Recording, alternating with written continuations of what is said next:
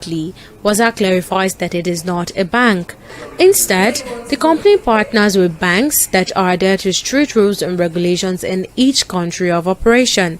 This strategic approach ensures compliance while maintaining flexibility and innovation. First, Waza or Link is not a bank, we're a technology company, and so all of the services are provided in partnership with licensed financial institutions.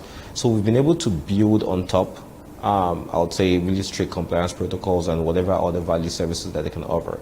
Today, we're making great progress we want to launch interest on deposits, financing. These are all value-added services that makes us stand out, right?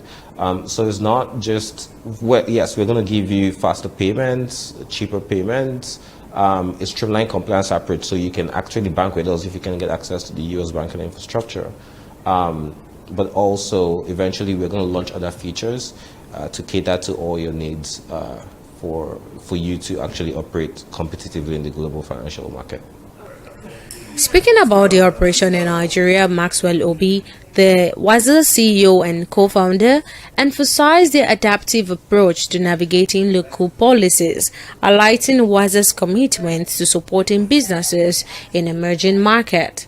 First and foremost, we pay really keen attention to security, trust, compliance. We don't joke with these things. It's top priority for us. I think I would also re-emphasize that we are not a bank. We are a technology company that is building on top the services and licensing of banking partners that have strict adherence to AML, CTF, and other regulatory requirements, right? But beyond that, if you take a look at the banking side of things, these guys are already complying with all of these regulations, right? They're complying with the central bank regulations, the BSA Act in the US, and other regulatory bodies. So from a banking standpoint, there is that compliance aspect and trust and security. From a technology standpoint, we've also tried to pay attention to global standards in terms of building the product. So we've implemented bank-grade encryption, security protocols, and we also pay strict attention to KYC and KYB regulations. And we also licensed, right? We're registered as an MSB with the Financial Crimes Enforcement Network of the US. We're also licensed by the central bank as an IMTO. So while why that regulation or directive is in place, we pay attention to it and we try to operate together with our banking partners within the frameworks of the regulators.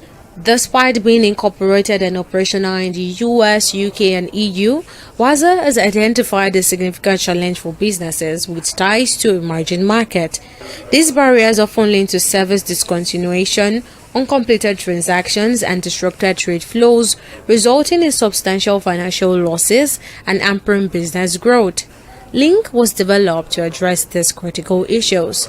The platform's extensive payment capabilities and competitive FX rate ensures businesses can manage their finances efficiently while also scaling globally.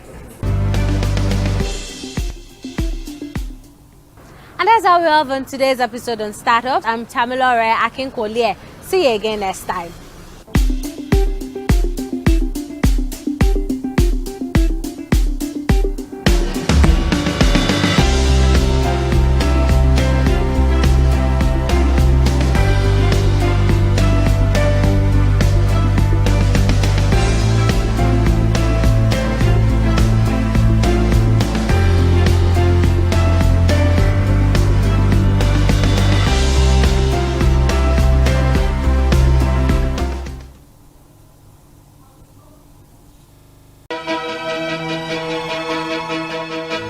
Opinions are free, facts are sacred, but truth is universal. How, in practical terms, can we, for instance, de-escalate the tension? Because when you go into public office, you must be ready to answer to the people. We know where the enemy is. 3 places. The Lake Chad Basin, the border area between Nigeria and Cameroon, and then the Sambisa Forest. On TV360, we give you a complete dose of everything. Opinion, facts, and undiluted truth. I hardly believe what politicians say in this part of the world. A new Nigeria is possible, a future is possible. We delve into the issues, dissect it so that you can understand it. Use it to take action. I don't think there's any need for any governor to look for grant for ranching. TV360, dissecting the issues.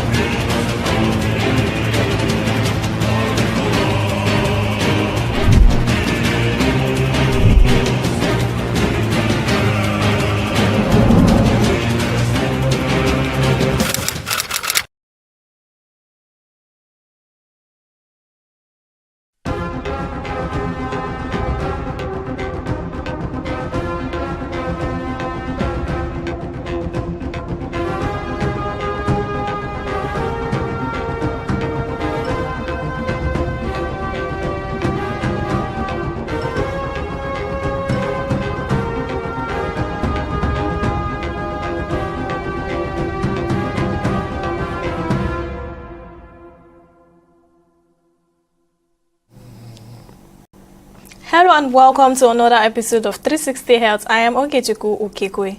The Minister of the Federal Capital Territory, Nyesom Wike, has approved the recruitment of 34 resident doctors for a 7-year residency training to enhance healthcare delivery in FCT. The Senior Special Assistant to the Minister on Public Communication and Social Media, Lere Olayinka, made this known in a statement in Abuja. He explained that the 34 doctors would be the first batch of 60 medical doctors approved for residency training in 8 specialists in FCT administration hospitals. And the Sokoto State Commissioner for Health, Farouk Wurno, has expressed deep concern over the use of harmful traditional practices by local barbers in treating metal poisoning cases. The Health Commissioner commended the practice of making inclusion on patients' stomachs as a form of treatment and called for its immediate cessation. Speaking during the presentation of the government-supplied drugs for metal poisoning treatment at General Hospital, he emphasized the need for affected individuals to seek medical attention at hospitals instead of resorting to unsafe traditional method. He, represented by the Executive Director of the State Hospital Service Management Board, Bello Atahuru, assured that the government will distribute the essential drug to all general hospitals handling metal poisoning cases. And the Nigerian Center for Disease Control and Prevention, NCDC, has raised concerns over the increasing number of cerebrospinal meningitis cases across the country, saying its peak season is between November and May. The latest figure indicates a surge in infection with 807 suspected cases and 47 deaths reported across 22 states and the Federal Capital Territory as of 26 March 2025. The NCDC Director General Jide Idris said this in an interview with newsmen in Abuja. He said the agency has activated emergency response measures to curb the outbreak, particularly in Kebbi, Katsina and Sokoto, the most affected areas. According to him, in Kebbi State, health authorities have confirmed 248 suspected cases and 26 deaths since late January. He described the situation as alarming. We'll go on a short break and the program will return shortly. Stay with us.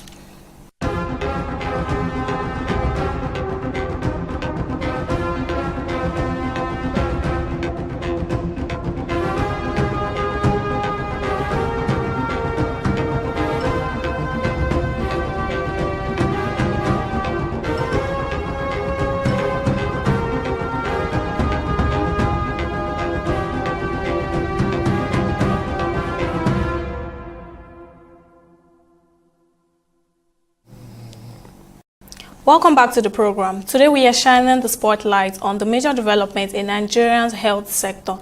While the Nigerian President Bola Tinubu Ahmed has approved the creation of over 8,800 new primary health care centers across Nigeria, making a significant stride in the federal government health sector renewal investment initiative. The announcement was made by Vice President Kashim Shettima during the commissioning of the Suleiman Adebola Adegunwa Trauma Center in Shagamu, Ogun State. Vice President Shatima reaffirmed the government's commitment to addressing the country's healthcare challenges through strategic investment and public-private partnership. However, he noted that the responsibility of developing the sector cannot rest solely on the government. He described the newly inaugurated trauma center as a critical addition to Nigeria's emergency medical infrastructure, symbolizing the federal government's unwavering dedication to preserving lives. So what does this mean to the ordinary Nigeria? How realistic is the plan? And what are the challenges ahead? Well, to help us unpack all of this, we are joined by medical practitioner Dr. T.U. Mebawondo. Thank you for joining us on the program. So let's start with the big picture. How significant is the move to establish 8,800 new PHCs across Nigeria in terms of improving healthcare access?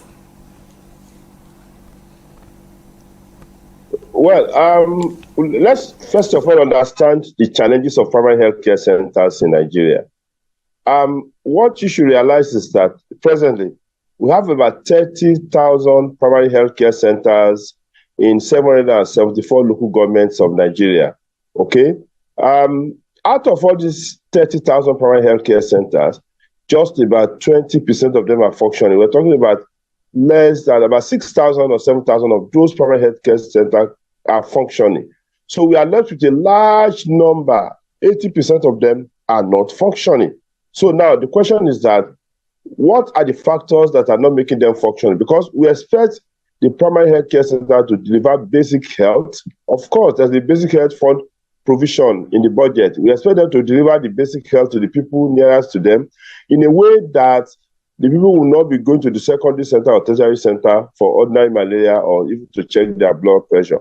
So that is the purpose. Now, for you to do that, you must be able to equip those primary healthcare centers, make it affordable to the people, put human resources there, put equipment there, and let the place be responsive to the people. But what we are seeing is actually a shortage of human resources, shortage of material, and most of those primary healthcare centers, 80% of the primary healthcare centers in Nigeria are not being patronized. The utilization is so low, and for us, we have to figure out how to increase utilization capacity.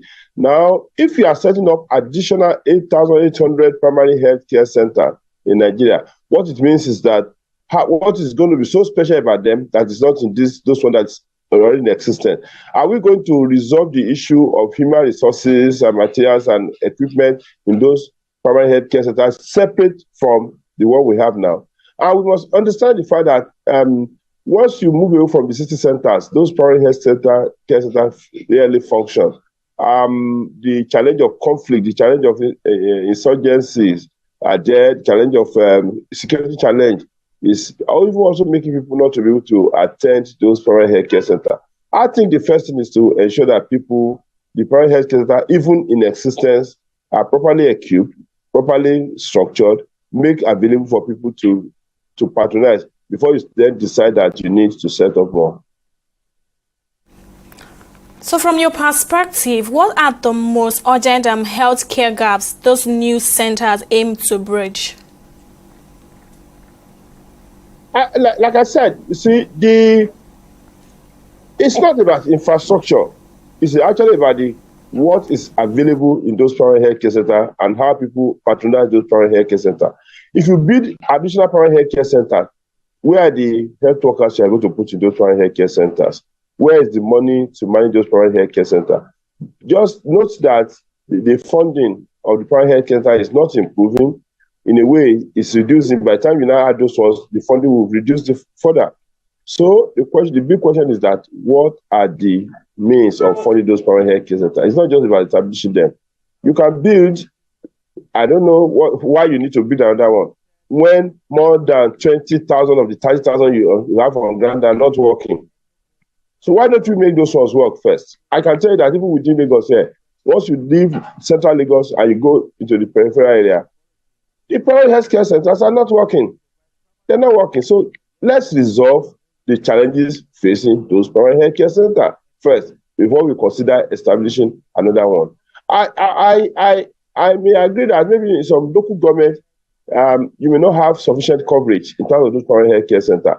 Yeah, if you want to add one or two, maybe. But why? What is rationale for that 8,800 new ones you are establishing? So where are the doctors or even where are the health workers to mind all those things? Where are the equipment to put on all those places?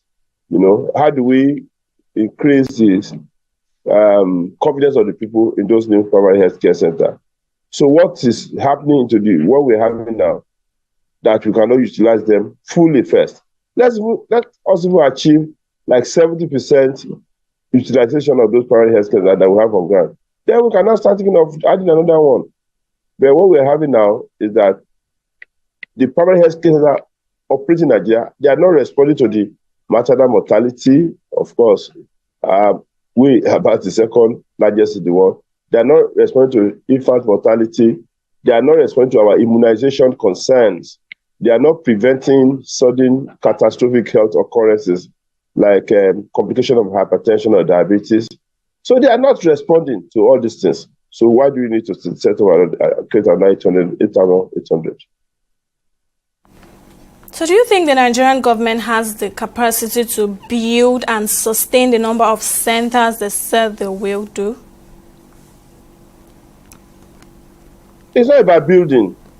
Hospital is not just building. Hospitals is more of human resources, the people you put in that hospital to work. Now you can secure funds to build the hospital. I think what government should be doing, let's even be practical about all these things. What government should be doing more now is actually cutting private sectors, cutting people to adopt primary healthcare centers, especially in those remote areas where those one can help run, manage, and put infrastructure in those primary healthcare centers to make it functional. And I think government need to embrace the community initiative that will allow campaigns of the common diseases and how to identify danger signals in health issues. So I think government should be doing more of that, looking for those that can adopt the primary healthcare center, not building a new set of primary healthcare center. Because I don't know, if you want to build, this is not the time. But of course, you know that politicians always want to build. They want to build things so that okay, we have this, we have that. Then we know what MDGs or build MDGs, how much of those things they build then, you know. But now, what are we saying?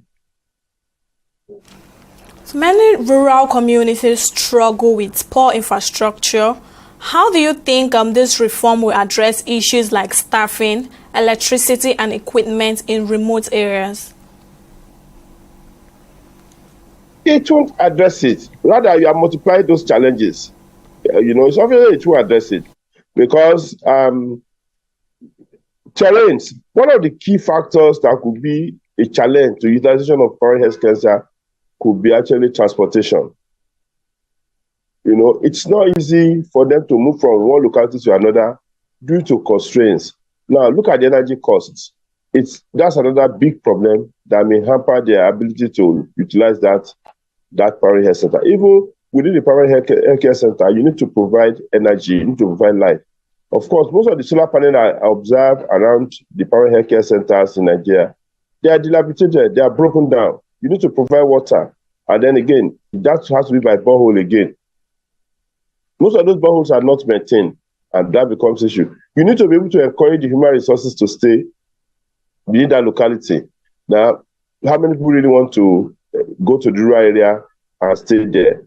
So, myriads of problems. I think the way to address this is not to start building additional primary health care center. It's to find out how we can use the one we have sufficiently.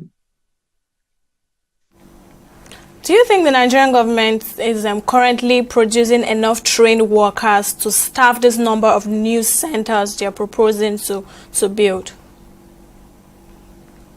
Recently, you know that all the hospitals, all the teaching hospitals in Nigeria all the universities can only produce about 3,000 doctors maximum in a year. That's the maximum. I'm talking about doctors now. When you come to lab scientists, they're actually lower. Pharmacists are actually be about the same numbers. Now, recently, the federal government, through the Ministry of Health, gave more allocations to those universities to produce more doctors, to produce more health workers. But those one will require time. There's a gestation. You can't wake up and bring out nurses today. They have to wait for about 4 years before they can become nurses. Doctors must wait for about 8 years before they can become doctors. So, we have a gap to fill. How do we fill this gap? Are you going to bring in doctors? We don't want to talk about the quantity of those ones that are leaving the country. The health sector, addressing the challenges of health sector, is not, I can put my feet down on this. It's not by multiplying primary healthcare center. It's by making those ones available functional. That is the first point. So, because in reality, basically in that primary healthcare center, you need at least a community health worker. You need somebody we need a pharmaceutical technician. You need those basic people. Where are they? Where are those ones that are going to spread around the country? How many are you producing? The rest, a lot of them are leaving the country. Even some of them that have job now, government does not want to employ them. Some of them that don't have job, government does not want to employ them. They have to be on the street looking for where to get a job. I think the government can really look wholly. If they want to partner with private people, partner on how to adopt those non-functional primary healthcare centers, wherever they are. Now, looking back, Nigeria has seen other health